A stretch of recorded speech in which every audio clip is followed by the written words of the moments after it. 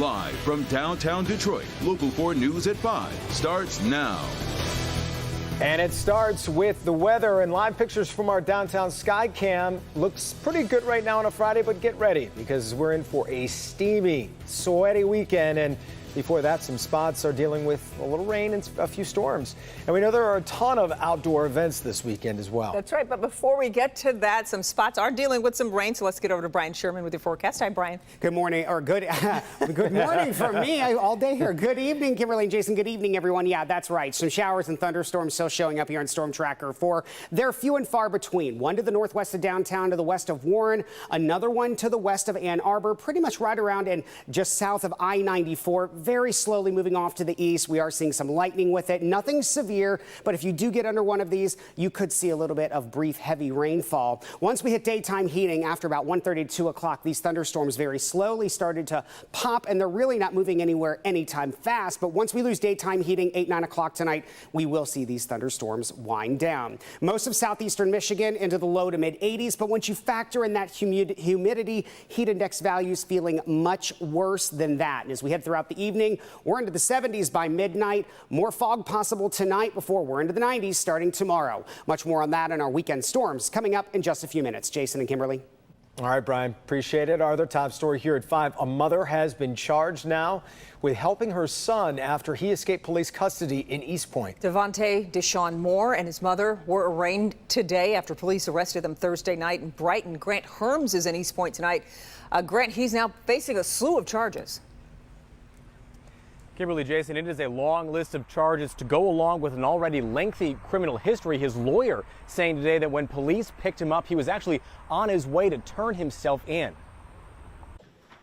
18-year-old Devontae Deshaun Moore in court after he escaped from police earlier this week after being handcuffed and placed in a transport van on his way to trial. Moore charged with added counts in the 38th District Court in Macomb County Friday afternoon. His mother Tamika Shepard and another woman, LaShawn White, alongside him.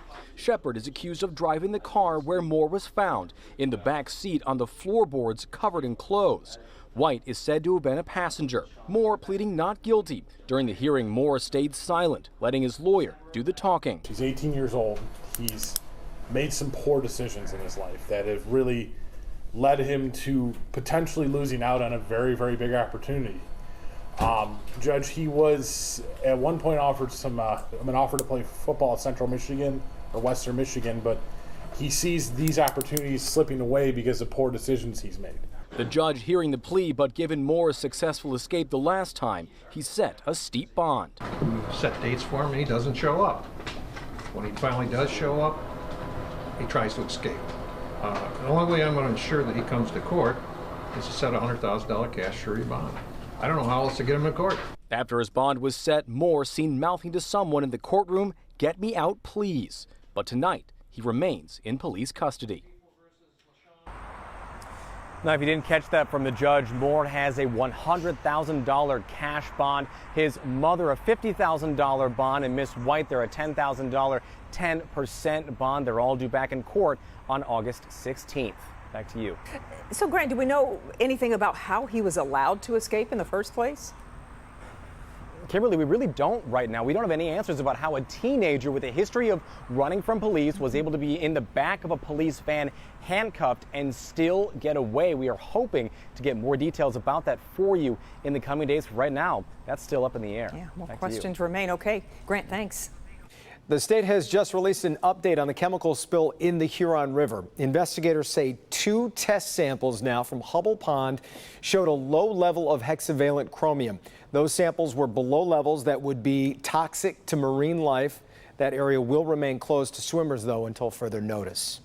Tonight, a locksmith is out of surgery and recovering after he was carjacked and shot while on the job on Detroit's west side. This happened Wednesday night at a home on Sorrento, not far from the intersection of Schoolcraft and Myers, and Detroit Police's 2nd Precinct is right there as well. Priya Mann is there with some big developments in this story this evening. Priya.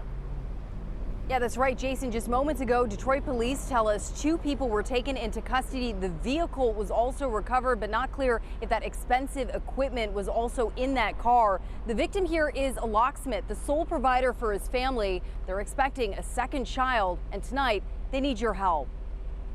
This was my biggest fear imagined. With a second baby on the way, Eli Zohar was ambushed and shot in Detroit while working as a locksmith.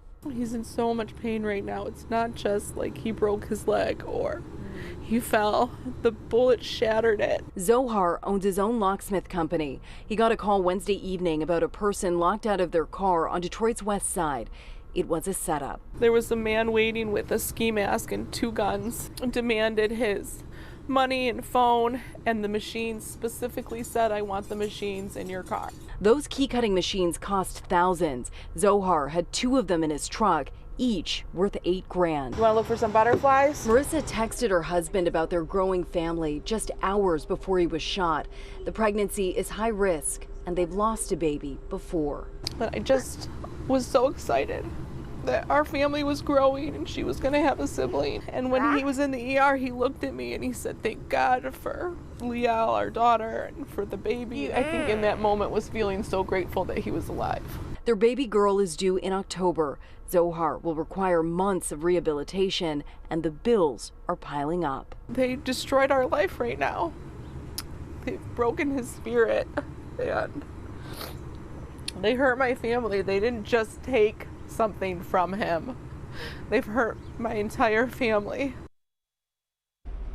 Yeah, this is a family that's really worried about what tomorrow will bring. They are so grateful that he survived, but he won't be home for months. He has a long and painful rehabilitation ahead of him. If you would like to help the family, we have information on clickondetroit.com. Reporting live on Detroit's west side, I'm Priya Mann, Local 4. And Priya, this sounds a lot like what happened to a locksmith in Romulus last month. I mean, he wasn't shot, but they had he had his puppy stolen. Are police seeing an uptick in these sort of kind of ambush attacks on locksmiths? You know, Jason, it's really interesting you mentioned that because the wife said the same thing. She recalled that same incident that you were talking about. I did ask police. They say they've seen a second incident very similar in this area, but they do believe it was done by the same group that's been arrested. So, of course, that investigation ongoing. But if you're a locksmith, one thing here, make sure you're insured. Eli wasn't insured as well. So, again, if you can help this family at all, they could really use it. Yeah. All right, Priya, we appreciate it. Breaking. The ongoing search continues to find the body of missing 17-year-old Zion Foster. Sky 4 over the Pine Tree Acres landfill in Lenox Township today. That's where police believe her body is buried after her cousin admitted to putting her body in a Detroit dumpster. The search for her body started back on May 31st. So far, crews have dug between 25 to 28 feet. Police believe her body could be buried at least 75 to 100 feet beneath the surface. Despite slowing economic growth in the first half of the year, the U.S. economy added jobs in a big way last month, smashing economists' projections. The unemployment rate also fell a little bit. In the face of high inflation, though, President Biden says more still needs to be done. Chris Pallone is in Washington tonight. The U.S. economy added 528,000 jobs in July, more than double what economists expected. The unemployment rate down to 3.5%. Today, there are more people working in America than before the pandemic began. In fact, there are more people working in America than any point in American history. The Labor Department report also shows hourly wages are up more than 5% over last year. Gas prices have dropped for 7 straight weeks. The average price, according to Gas Buddy, now under $4 a gallon in 22 states. We've got a lot of good things going on right now. We're rebounding. The economy is stronger than most people realize. But with the midterm elections 3 months away, Republicans are pouring cold water on the strong jobs report. I'm very pleased that we've got strong job growth, but we're in a recession. If we were in a recession, companies would be laying people off rather than hiring them. President Biden admitted the strong jobs report likely comes as little consolation to Americans still struggling to pay higher prices for things like food and rent. Senate Democrats will spend the weekend trying to pass a tax reform and climate change bill they call the Inflation Reduction Act, though an independent analysis projects the bill will do little to impact inflation this year. Many economists say today's strong jobs report almost guarantees that the Fed will once again raise interest rates in September to tame rising inflation. In Washington, Chris Pallone, NBC News. And despite falling gas prices, many Americans still wondering when prices for other things will drop. New inflation numbers for July will be out next Wednesday. All right, the Dearborn Homecoming Festival returns to a new location this weekend. Yeah, the festival, traditionally held at Ford Field Park, will take place at the Ford Community and Performing Arts Center.